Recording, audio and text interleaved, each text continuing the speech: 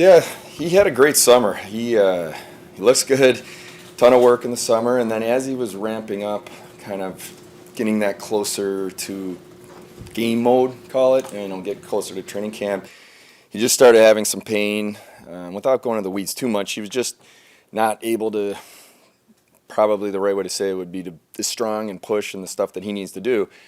So obviously did imaging and a lot of doctors involved, and the imaging's clean, which is the good news. So they're just trying to do some rehab and figure out exactly how to get him over the hump. So, he's kind of in that day-to-day mode. It could be a little longer. We'll know probably more over the next few days exactly where he's at. But it's encouraging over, I'd say, the last 3 or 4 days. You signed a goalie on September 11th for a season that starts October 9th. I mean, what is the level of concern that it could be something that's going to carry you a while in the season? Yeah, I mean, we thought about that. Obviously, you're taking in all the information between what the doctors are telling you and the imaging, and then actually talking to Upi himself, and so you're taking all the information. And honestly, Mike, I think it's really important to have internal competition, no matter what, and to protect ourselves. I think we've had a good off season. I like the way we've been intentional with how we've worked through a lot of different areas to improve our roster, improve the staff, and this was just for me an area where you have a goaltender in Georgiev that's played over 300 games in this league. He's played playoff hockey. He's at a great age. He's been around the league for a while. That was there that we thought could come in and provide internal competition, and I think we have that at all positions. So I'd say that's a positive. What is the hip injury, and what's the diagnosis of it? Well, it's tricky. I don't want to get overly specific on exactly what it is. I'm not a doctor, but it's lower body, and he just was unable to have the strength and the confidence to perform if there was a game tonight saying I'm 100%. So there's no alarms right now saying that it's a significant injury, like I said, but there was a tweak that he didn't feel great. So we just have to make sure we protect ourselves, and I'm really being honest with you guys that it's one of these situations where it's day to day, but could it stretch a little longer? Yes. Do we think that'll happen? No. But he may not be on the ice first day of practice. We're going to kind of see how the next 3 or 4 days go. His body of work is very good, but he didn't have a good year last year. Just what makes you think that he could get back to being the goalie he was maybe 3-4 years ago? Yeah, I think, you guys have heard me say this before. I just think the nature of the position, there's a lot of variability. There's a handful of goalies in the world that are they're there every year. And then there's a lot of movement in the next, call it tier or tiers of goaltending. So he's had success in the league. He's proven that. Like I said, he's got experience, and that's a great thing. So I just felt like organizationally, when you can add someone like that, especially with a little bit of the unknown on exactly where UPL will be, it was the right thing to do. And if you don't add someone like that and you don't get the news you're expecting on UPL, and then if some little or tweaks happens to one of the other guys, all of a sudden you have really young guys in the pipeline that are potentially here. And I just wanted to make sure we did everything to protect ourselves and get off to a good start. He said he had a good summer and was feeling well. Is this just kind of the wrong time for this to happen? Only because you're coming in, it's a big year for him, it's a big year for you guys, and to have it start this way, does that concern you? A little bit. What's interesting about the issue he's got right now is there's zero pain in terms of anything in the weight room, walking around. So it's just when he's in a certain kind of position on the ice, which obviously you need to be in to perform with goaltenders. So, yeah, concern is maybe the, right word, but, everything the doctors are telling me and everything that, even in the last few days, the steps he's, making leave me optimistic that we'll be seeing him sooner rather than later. But we'll know more in a few days for sure. Surgery's been ruled out? Yeah, for now. Who knows if something, he had a setback or something. But for right now, that's absolutely not something even being discussed. You told us a couple of times how you feel about Alex Tuch. How is that negotiation going? So I'd say that Alex has been told very clearly by myself and the organization how important he is to us. We want him here long term. The good news is that he's said the exact same thing about being here. He wants to be here. He's made it clear to me and to us. And, you know, we've had good productive conversations with the Bartletts this summer. That's his agency. And, you know, like these things take time. We're gonna work through it. But I think for me, in my experience over the years, the most important thing is you have alignment on those key principles of wanting to be here, believing in the organization. And now we'll keep working at it. So that's something that's a priority, though, for sure. How tough is it, the climate of the league right now with these guys who are a year out? Everybody's kind of waiting, it seems. He's not in the Kaprizov, McDavid ledger, but everybody like that is kind of waiting, and it might draw things out for everybody. Yeah, that's a good observation, Mike. I think that's exactly right. There's a number of players in the league right now in similar status, meaning a year left on their contract, free agency around the corner if they chose to go that route. And I don't think it's by accident that you haven't seen a lot of extensions, you know, coming through, especially with some really high-profile players. I think it's a nature maybe of the players trying to figure out where the market is and where it's headed. The teams trying to understand exactly, you know, where they can go and from a cap perspective and manage it. So, yeah, I think that's real. And, you know, but that's something that we've talked about a lot internally this summer and with Alex's camp as well. Kevin, go ahead, Bob. You were very open that Bo was at a unique stage of his career and he had some options and you were exploring some stuff. But I mean, ultimately, what led you to give Bo the 2-year extension? And you know, why is he back, I guess? Yeah, well, when I try to be honest as I can with you guys, and when I kept telling you over and over again that my intention is to keep Bo Byram on our team, I was being honest. I think he's a really good hockey player. I did not want to trade him. We're open to making any improvement we can via trade if we think it makes our team better. But my priority was to try to get him signed and, you know, also improve our roster and our D core and the mix and find the right shot D combo that we've been looking for.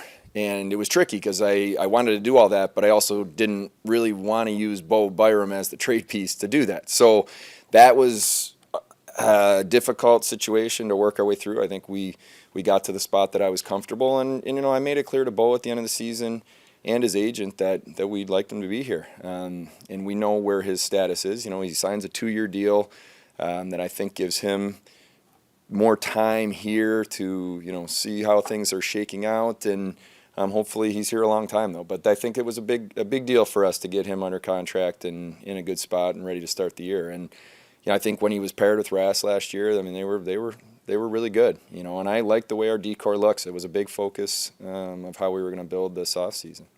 He likes Buffalo and he likes his teammates. But did you have to convince him a little bit that this is the place to be, we're going to be fine type of a thing, as you were talking to him? Bo, yeah, like I think, you know, the CBA is the CBA. Players, you know, you have the rules of the rules in terms of when they can hit free agency and all that different stuff. And, you know, obviously for him, he still thinks he's got a chance to continue to get better, as do I. I think he loves the city, he loves the people, he loves his teammates. He's just trying to figure out, how do I maximize and become the best player I can be. And I, you know, as my conversations with him and then ultimately his agent as we finalize a deal, where I think he's in a really good spot to do that here, you know, and so does he. You know, I think we have an elite D-core. I really do. I think we're one of the top D-cores in the league. I truly believe it, and it was a focus and an emphasis this summer. We need to be a better defensive team. We have to keep the puck out of our net. We have to get better defensively. That's not just our D, but you know, Bo Byram was an important piece of that, and I made sure he knew that. Kevin, when it comes, I mean, GMs in a big picture, GMs generally get 5 years to deliver on their plan and get judged on it. Entering that season, and what are the internal and external pressures you seem to face? You might be facing or you might be feeling going into this season? We got to win hockey games. Honestly, John, like I could stand up here all day and I can explain exactly why we've made moves or what I'm excited about with our roster, and it really doesn't matter. You guys are going to write what you're going to write or say what you're going to say on the radio or TV. That's fine. We need to win, and I'm fully aware of that. And I'm excited about that because I believe in this group. And for me, I don't get up every day thinking about my own situation. You know, I'm going to get up every day trying to improve this team, trying to be the best leader I can be for the players, the staff. and ultimately do it my way, you know, and that's what I believe in. Working as hard as you can possibly work, trying to get better every day, and if I do that, it'll shake itself out the right way. Nobody in this, almost no one in the history of the league has dealt with the situation this team is going to deal with. None of these players, none of them have been here for 14 years, but that's all they're going to hear about from fans, from media, from out-of-town media, until such time as you make the playoffs. You can't make the playoffs in October. We've seen you can lose the playoffs in November, October, December, whatever. What is the message for this team about, you know, you got to start the season, but everybody's talking about the playoffs? Yeah, I think it's first of all talking about it. It's okay. You know, we're gonna go through camp, and this is gonna be a really, really hard training camp, and not as a punishment, more of we need to raise our standard, and that's gonna be. It's been very clearly expressed to the players at the end of last year, through the changes we made with strength conditioning. There's a higher expectation. So, you know, that's where you start. And then we're going to have a little retreat at the end of training camp where, you know, when you get down to your roster, where there's some team bonding and, you know, some honest conversations that are going to go on that I'm excited about to kind of get everybody on the same page. And that's something we'll talk about. Like, yeah, you're right. These players can't or worry or think about 14 years ago, but they're going to get asked about it. So how do you process that? What do you do? Ultimately, for me, it's really simple. Just be in the moment. You know, and just show up every day and be a professional, put the work in. We win hockey games by doing things the right way. It'll take care of itself. And I know that's a cliche and it's easy to say that, but I just truly believe it. And if our players buy into that, the noise is the noise. You just have to block it out and understand that that's part of it. Do you have to do things differently, though, as the GM, if things go a little south here that maybe you wouldn't have done a couple of years ago? Well, I guess differently, I don't know what you mean by differently, but I think for me there needs to be a steadiness in the way I approach every day. I believe in this group. I believe in the coaching staff. I believe in our players. I believe in this group, and I believe we're ready to take a big step this year. They have to feel that from me, and the ups and downs, every team deals with it. So it's, for me, a consistency of belief that they're going to feel, even if, you know, we lose a couple in a row or however that goes. But am I going to do everything I can to make sure that we're improving and adding to the team if there's something to do? Of course. That's always what I'm going to do. But I want the players to feel the confidence that I have, and I'm going to make sure they do. This isn't directed at you because a lot of people have stood at that podium before you making similar statements. I believe in this team. The fan base, though, however, seems a little down, skeptical perhaps. How do you get that message across to a skeptical fan base that has had promises, vows made that haven't been fulfilled? Yeah, I mean, it's kind of what I said earlier, honestly, John. Like, words are words. Like, I can't stand up here and, you know, talk to our fan base and say anything other than I am genuinely excited about this team. I am. But we have to prove it on the ice. We have to win games. And we have to get that building where when teams come in, it's a fun atmosphere. It's the fans are into it. We're hard to play against. Like, that's my job, and it's taken time. You know, we have depth now at all the positions. We have roster spot battles. We have competition internally. I think this is a healthy way to go into training camp. But you're right. Like our fans we need to earn that trust and respect by the way we perform on the ice. And anything I say up here ultimately doesn't really matter. We have to prove it. When it comes to Alex, you mentioned he really wants to be here. You really want him here. I'm curious, I guess, where the gap is, because it seems like he checks every box. Like, the risk of letting that go into the season seems like it would be not something you really want to do. Like, where is the gap, and why isn't it done yet? Yeah, I'd love to tell you exactly, but I just think it's a little tricky to get into the nuances and negotiations publicly or any of that, so I want to be careful there. But, you know, we'd get a deal done today if it's the right deal. There's not a let's wait or this. It's just a matter of working through something that makes sense for both sides. That's the best way to say it.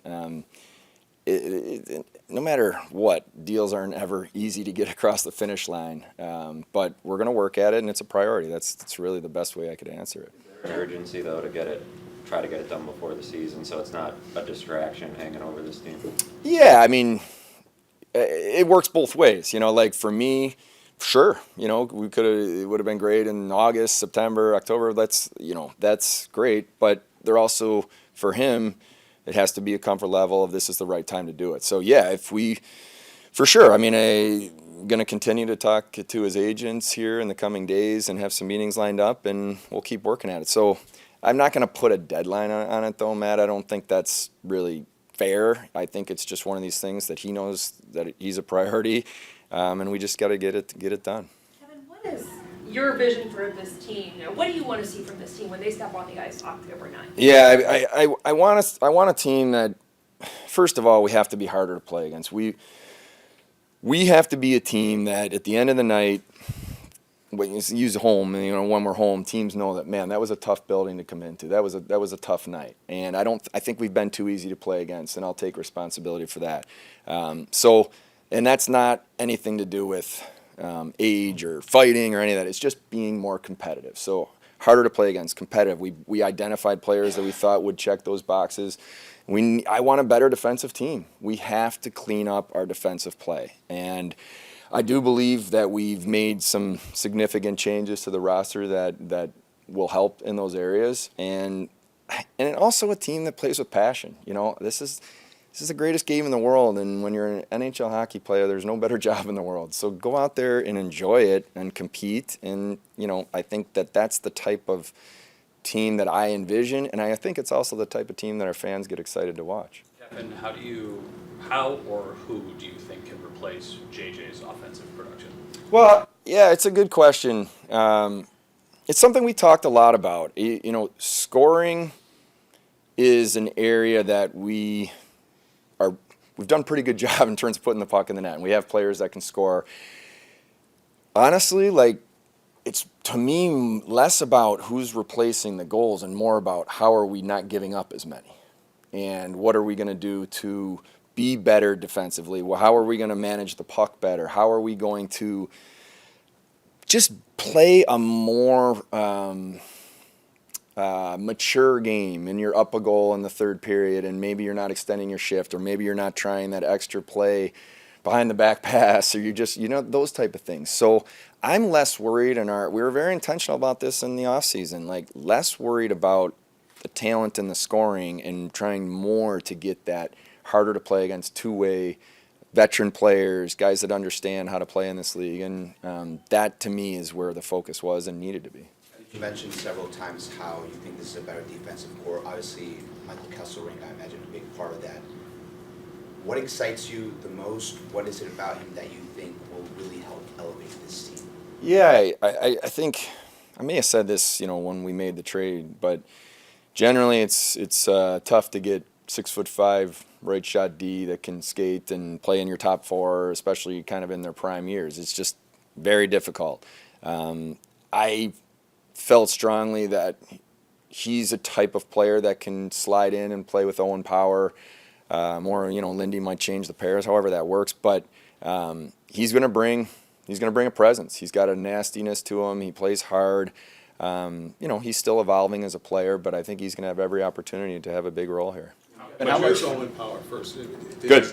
Yep, he's ready to go, 100%, and he'll be good. And what kind of things can Michael do to help Owen Power? If they do play together a lot and get that consistency, what kind of things can he bring to Owen? Yeah, he's long, he's competitive. I think he'll have the ability to.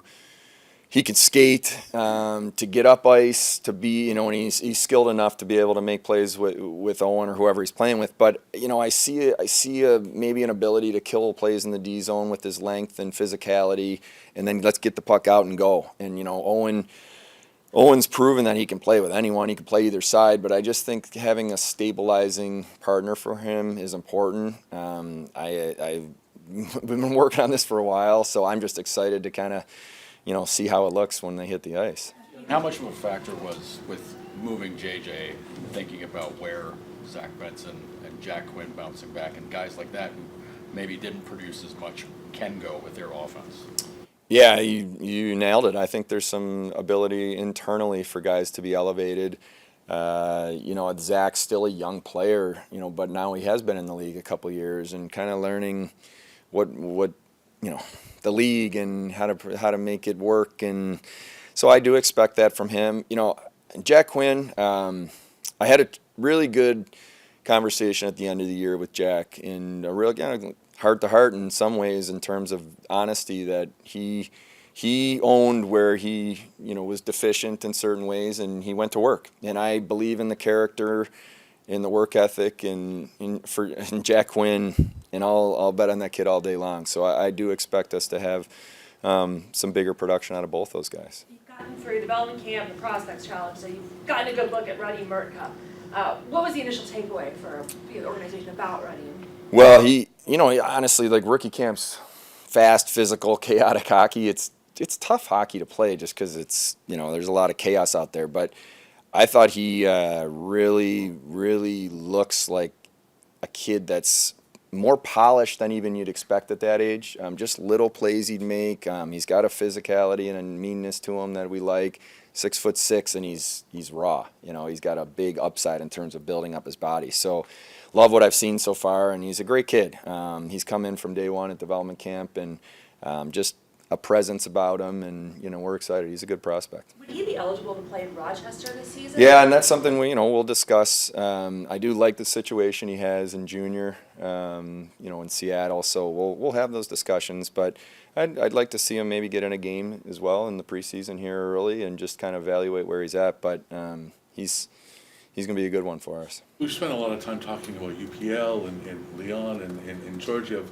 Where's Devin Levi in this whole thing? I mean, at what point is he ready to make the step up to the NHL level? And is this franchise losing confidence in him? He not losing confidence at all. I mean, I believe in Devin Levi. I think I just told him this the other day. I have no doubt in my mind he's going to be a really good National Hockey League goaltender. When is really up to him, and that's okay. He's in a situation right now where he's in a really good place mentally. He's started to build his game and, getting the starts that he needs.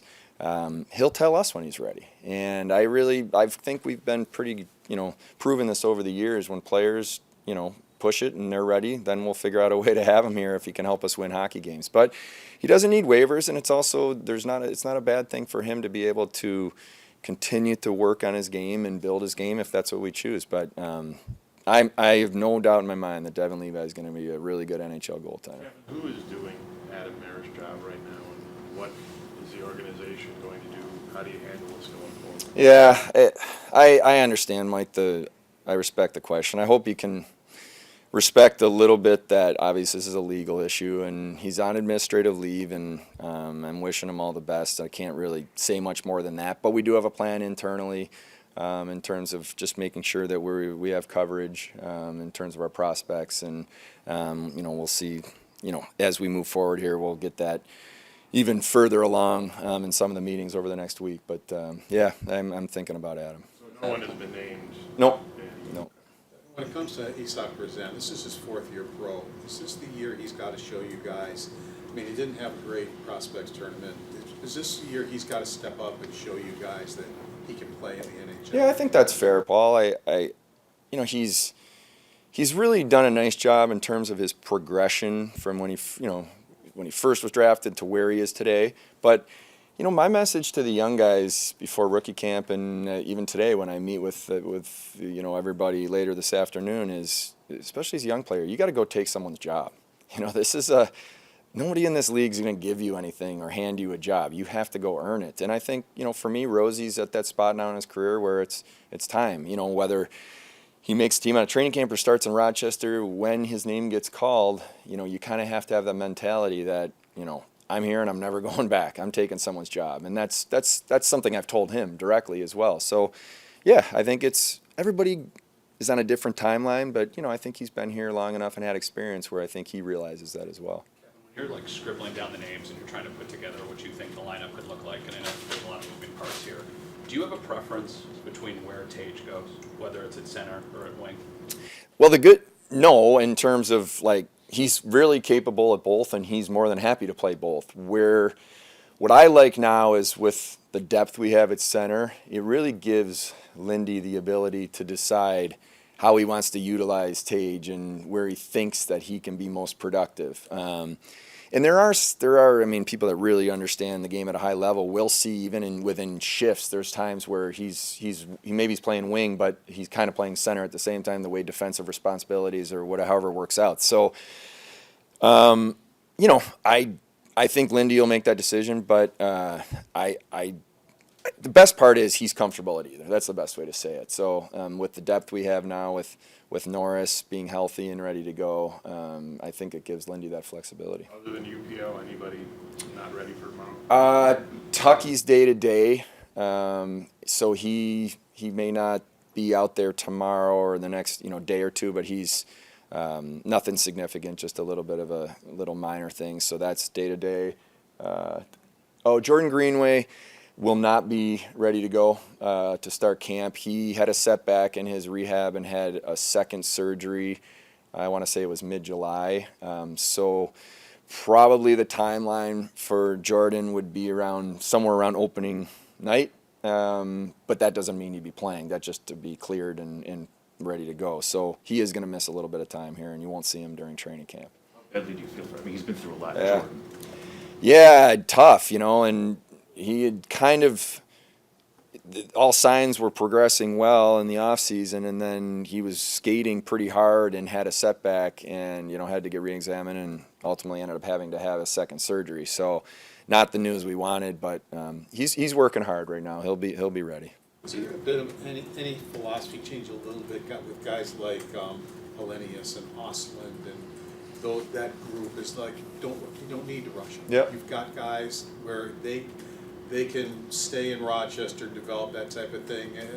Do you have a little bit of a philosophy change there? I don't know if it's a change, Paul. I mean, I think when I look at, other than probably Owen Power's different, number 1 overall pick, and he would have come in and played on 31 other teams as well. Probably other than Zach Benson, who was a little bit of just the way he played and just every other prospect we've had, whether it was Jack Quinn or Peterka at the time or Samuelson, has come up, through Rochester and kind of they told us when they were ready almost just with their play. So I don't know if it's a philosophy change. Where I think it's different though, Paul, is I think we have better depth. We have competition at all positions. We have depth where the young players are going to need to take someone's job. And that's I don't care if you're a first round pick or a free agent signing. Like you're going to have to earn it, and that's okay. So I really like the pipeline we have. I like the competition we're going to have in training camp, and I think that's going to make our players better. But and then when they come up and they're ready to take someone's job, they're going to feel that like I've earned this, I'm ready. So not a philosophy change, but I like the situation we're in. Take 2 more. Going back to Zach, early stage of his career still, what is that progression, just development in terms of what you want to see in this next season look like maybe compared to against some of the guys who've been in the league a little bit longer?